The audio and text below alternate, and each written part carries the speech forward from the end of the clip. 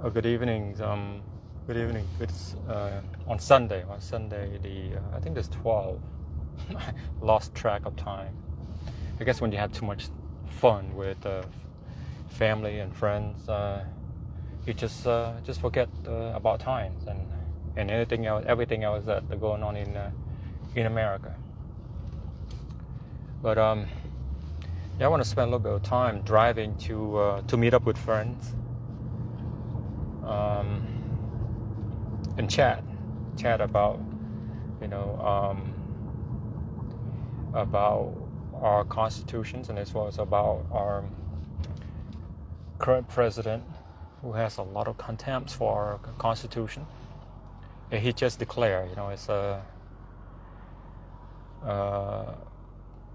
amendments, which is very much part of the constitution, is very much not absolute. So I want to take a little bit of time and talk about it, and perhaps discuss with our friends here in terms of how crazy that statement is. Also, last week, Joe Biden came on to national televisions, and he declared, he opened his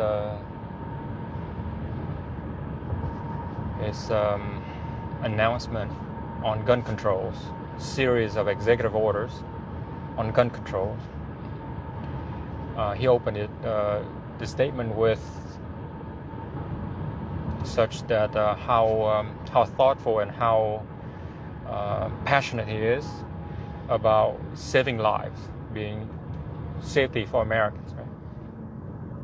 So that's the first thing he used. I mean, you look at the left; they only use, it's emotions, passions, and all these, zing terms to do something, to take Americans' rights away. And then right before he started listing out his 5 executive orders, 5 actually areas that he want to put, to use his executive orders on. So he opened it with the line saying that no amendment in the U.S. Constitution in the U.S. Constitution is absolute. So what Joe mean by that is that the power of those amendments is not absolute. That means he can override it, or it can be changed. He can change it. He can trample on it, right? Specifically, the Second Amendment, which protect the right to keep and bear arms of citizens. So in there, part of it, at the end of the Second Amendment, is saying that the right to keep and bear arms of the citizen of this country shall not be infringed. So those statements are not for Americans. Those statements are not for individuals. Those authoritative words are for the government. It's telling the government to say, hey, the right to keep and bear arms of U.S. citizens, you shall not infringe upon, regardless. Those are absolute as it can be. The entire Constitution is absolute. It gives the U.S. government limited authorities. It doesn't give a blank check for the government. It doesn't give Joe the authority to override any part of it, okay? Or the U.S. Congress the power to override any part of it. If you need to override any part of it, you need to go through the change process. We call it. That's why we have amendment, right? The Constitution Amendment. You don't just say, hey, since I'm elected the president, I will tear the document that give me power into pieces. No, you don't. You have no authority. The only authority you have is authority given to you in Article 2 of the Constitution. So he went through a series of reasons and the areas that he names, he want to do. He want to put executive orders so that he can, as he claims, so he can protect Americans. Wow. If Joe really want to protect Americans, the first thing you need to do is secure the border, like he secure the U.S. Capitol. And then, yeah, that's how you secure. That's how you protect the people inside the boundary, Joe. The boundary that you had inside the U.S. Capitol. You see what happened when you put up the fence and you put up guards around the perimeters. Nothing happened. People inside feel secure. Do Americans need to be protected the same way? Yes. That's what we pay you for. That's what we elect you for. So that you can protect us. Otherwise, we wouldn't need you. All right. But let's get back to executive orders. So Joe went through a list of items. One of which is I really want to focus about is the arm braces for pistol. And according to Joe, the shooter in Boulder, Colorado, which is a Syrian immigrant, an immigrant came from Syria. He used a pistol with an arm brace. So what it does is it helps stabilize the pistol, so it's more accurate. But what Joe claimed is that would help make the pistol become deadlier, and for that reason, he would issue executive order within 30 days, making about 40 million Americans who own such device need to register and pay at least $200 to have such a device. Like very much according to Joe, that thing should be classified as like a suppressor, a gun suppressor.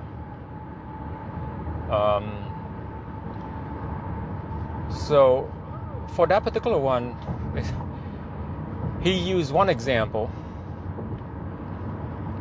One bad guy, and he made more than 40 million other Americans pay for what that guy did.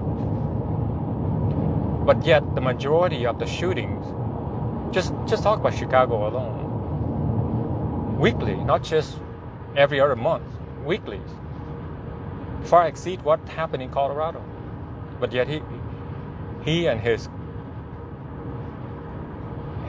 goons over in Chicago never did a thing. It has been going on for years. If you calculate, you can combine it, yearly 700 some deaths in Chicago every year on guns violence, they call it. But yet he hasn't done anything to help, besides putting more gun control into that city. But yet it hasn't helped. But now he's trying to do the same thing, right? So Joe decided to say, hey, $200 times about 40 million people, that's another $80 million fee they're going to be paying to the ATF. If you don't, then they're going to come make you an illegal, confiscate your device, and perhaps that's going to be a felony. And then once you get a felony, you cannot own guns anymore, and they take everything else away. What the hell, right? So those people, those law-abiding citizens, haven't done a thing besides owning the device for target practicing, and yet they with one stroke of a pen, he made those people illegal. But yet, the authority that give him that power to issue the executive order lies within the U.S. Constitution. On one side, he used the power given to him by the Constitution to make people make American illegal, criminals. On the other side, he say, well, the U.S. Constitution is not absolute. So, in the same change of thought, right? So, if the amendment that protects our right to keep and bear arms are not absolute, then his power is not absolute. His second Article 2 powers given to him by the United States Constitution is not absolute. Then shouldn't we have not to worry about him? Not to even consider his executive order? Because he just said it's not absolute. So we the people can just override it, right? They're not listening. So, these guys in there, when they open their mouth or write something on their keyboard or write something to send it out, never thought through it, right?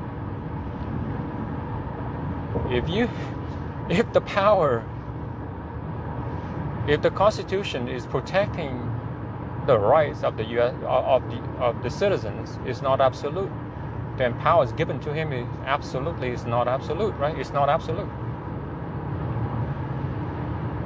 Well, that's Joe. So I guess it's sometimes you just hear, you listen to it and you say, what the, just I guess comedy. But that is the head of a state. That is the most powerful man in the world. But he has that line of thinking, that thought process, and it's so shameful. It's for some guy, and he has billions of dollars budget that he can hire so many staffs, but his staff allow him to think that way, declaring the U.S. the amendments, the Bill of Rights, not absolute. Well, try, Joe. We're gonna get so many lawsuits in there. You wouldn't think that's funny at all, right? Well, and then he issued another statements on red flags. So what red flags are kind of like preemptive invasion of citizens' very much castle. You think that person is about to commit a crime. You could come in and come in and assume that person is guilty without due process. Come in, confiscate guns because somebody, or because the government thinks you are unsafe. You are, or that person is about to do something. So very much the red flag laws is stripping Americans of the Fourth, the Fifth, the Sixth Amendment completely. They come in and say the Fourth, say, hey,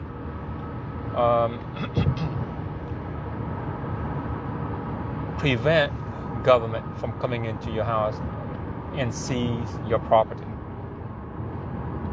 Okay? The Fifth Amendment is telling you, say, hey, that person is presumed innocent until proven guilty, and there's a due process. Right? You cannot automatically declare that person is guilty until it's proven in a court of law. Of course, the sixth is speedy trial. So the guy come in and say, hey, I'm gonna roll out red flag laws, and then have some judge coming in and say, hey, I think this guy is dangerous. Go into his house and take his weapon, take his property. The only thing that he can use to protect himself, but yet he hasn't done anything illegal. He hasn't done a thing. They can still come in and confiscate that violations of the Fourth Amendment. So Joe start out and say, hey, all these amendments you guys think is absolute, they are not. And here's the reason, and here's what are we going to do, violating all those Constitution amendments. Because I feel that you are unsafe to yourself and to the community. So this is more like you read about things in China, you read about things in Vietnam, you read about things like this in North Korea, right? Where the guy, the head honcho, the president very much has the full power. What they say will, right? Here in America, we have a founding a constitution that modeled after by many countries around the world since its inception. But yet here we have a president, democratically elected president. Well, you can say democratic, but it's the process we call it the constitutional republic. But well, we'll not go into that today, right?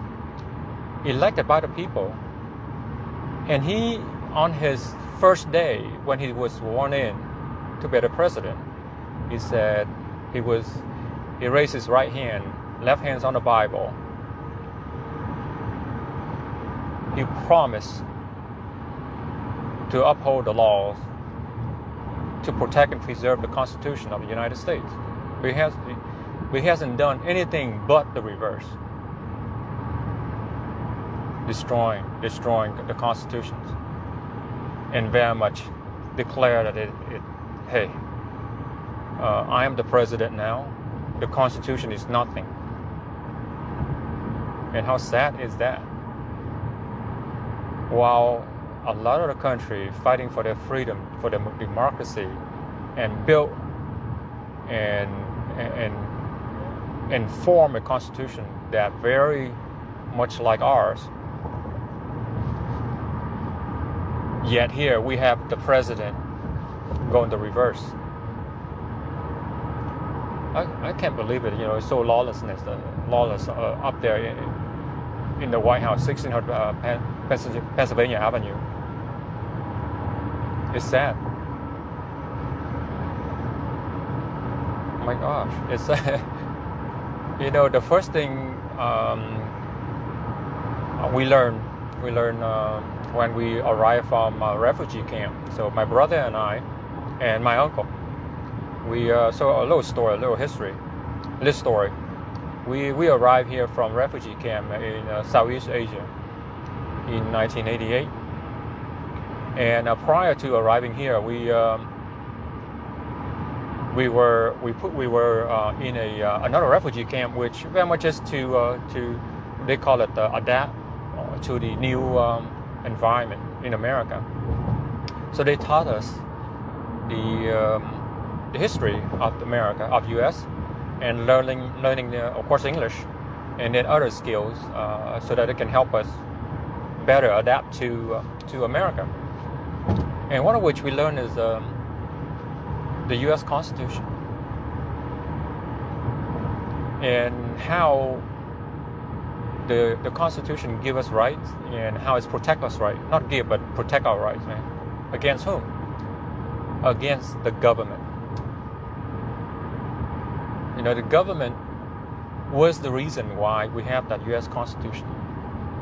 The government was the reason why we have the Declaration of Independence, because the same oppressive government that gave rise to such men as our founding father as George Washington, John Adams, Thomas Jefferson, all those signers of the Declaration of Independence, and essentially the adoption or the ratifications of the U.S. Constitution. Without those men, without the evil government during such times, we wouldn't have the U.S. today. We wouldn't have the U.S. Constitution. Why would we need one, right? Because if the citizens of the country is free, we wouldn't need one. But because those men saw what happened, and to prevent government from oppressing its people, they specifically put in there the former U.S. Constitution defined the powers given to federal governments, divide those branches. First, the first article, which is legislative. Second article is executive, and third was judiciary. Right? So clearly define those rights, those power. unless it's defined by the U.S. Constitution, those branches don't have any other power other than that was defined. That's it.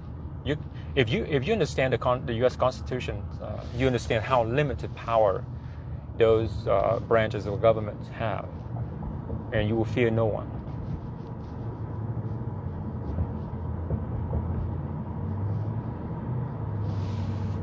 And then if you read further into the U.S. Constitution and all of its 27 amendments,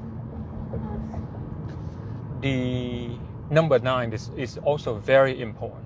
It's also very important. The 9th Amendment is part of the very first 10 amendment to the U.S. Constitution. The 9th one say this: the rights are listed in the first 8 amendments are not the only rights U.S. citizens have.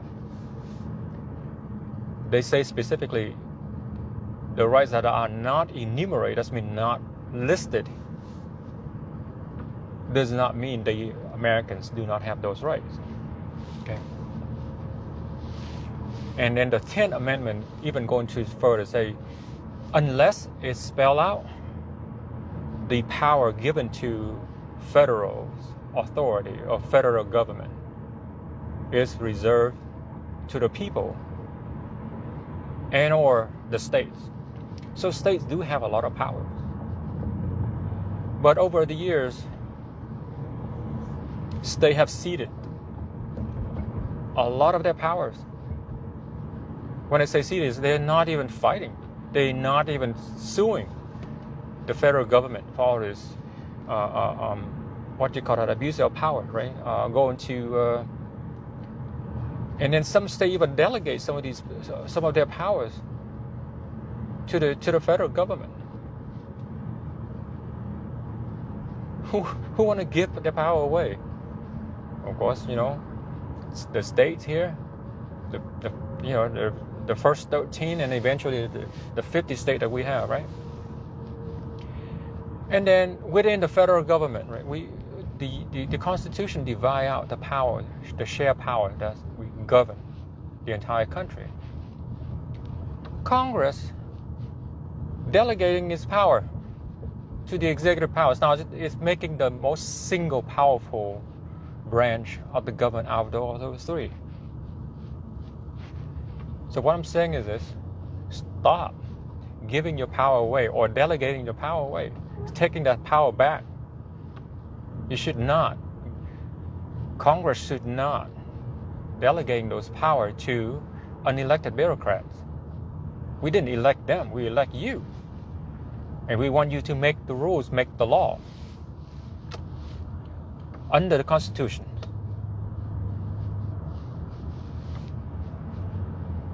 Not the EPA, not the IRS, not all these agencies. We didn't elect them, we elect you. So who want to pay an employee to go to work and just sitting on their asses? And then delegate that power to someone else, and then that some power, we don't even know who that is. That someone, that bureaucrats, we don't even know who that person is. They didn't even run for office, and now those guys rule over us. So man, it's think about it. My gosh. But it's the history of many years delegating powers from one branch, from state to federal, and from not speaking out, caused the most single powerful branch of government in the country. And so they come in, the guys now declare and say, hey, the Constitution is invalid. Shit, if it's invalid, you don't have power either, because the only power you have is the power coming from the U.S. Constitution. But our rights come from God. And even the U.S. Constitution say that if the rights that not enumerated in the Constitution still ours, still belong to the people. So friends, it's you're going to take this country back, first get your congressman, get your senator to take their power back. Stop delegating their authority, their power to unelected officials, unelected bureaucrats. First step. Call them. Let them know, hey, this is what we want, man. We don't want to hire some guys like that just sitting on their asses and then enrich themselves, giving the power away.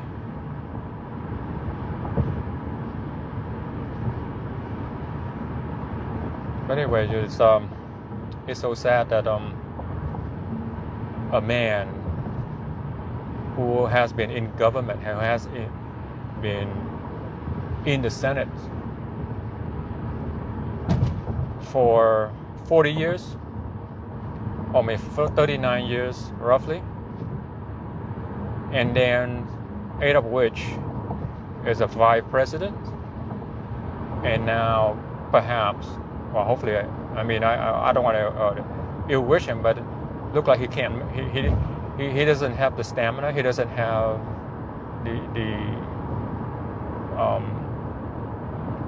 the energy to go through 4 years. But I wish he can go. I hope that he can go 4 years. So that would be 4 years as a president, right? Should understand the Constitution very well.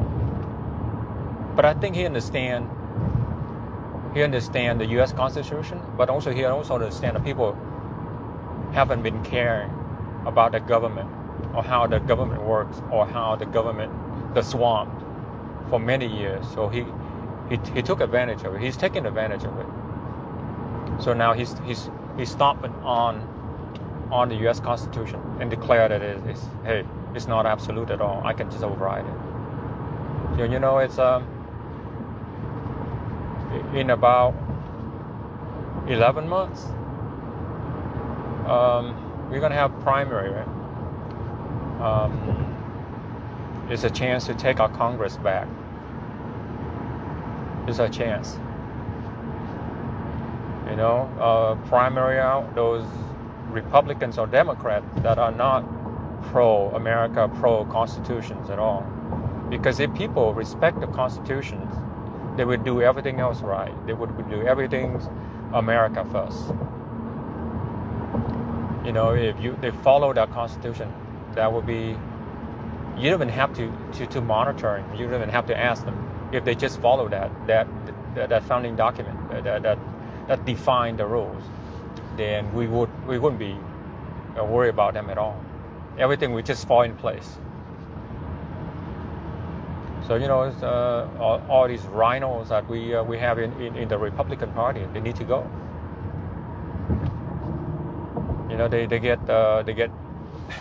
They get rich, sitting there for many years,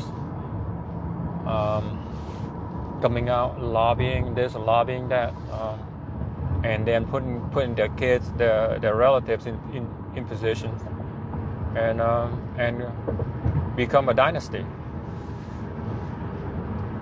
But America's structure should not be part of that, right? The Bush dynasty, the Kennedy dynasty, and then the Cheney, Dick Cheney's and his daughter and this daughter. Now, just the other day, made news.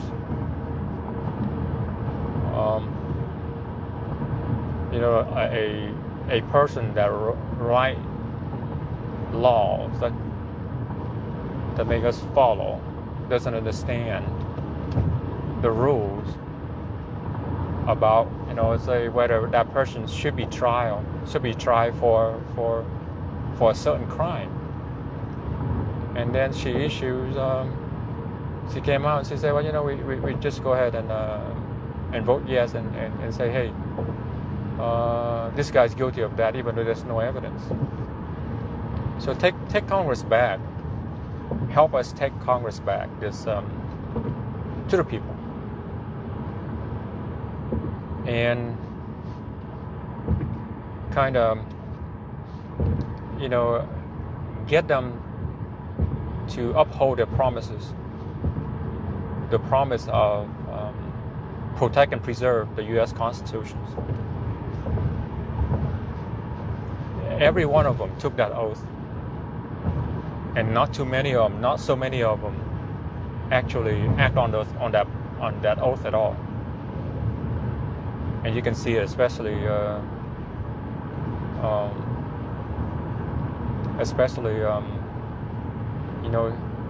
Liz Cheney.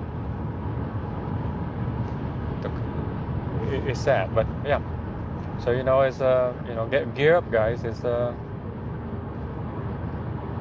around February, March of next year. We're gonna have a midterm primary for midterm elections. Yeah, time to get rid of some of these rhinos, some of these lifer in Congress, and whoever that pro-U.S. Constitutions and we vote for them. Pro-American. I mean, pro-U.S. Constitution. We didn't have to say, America first, because that's what it does.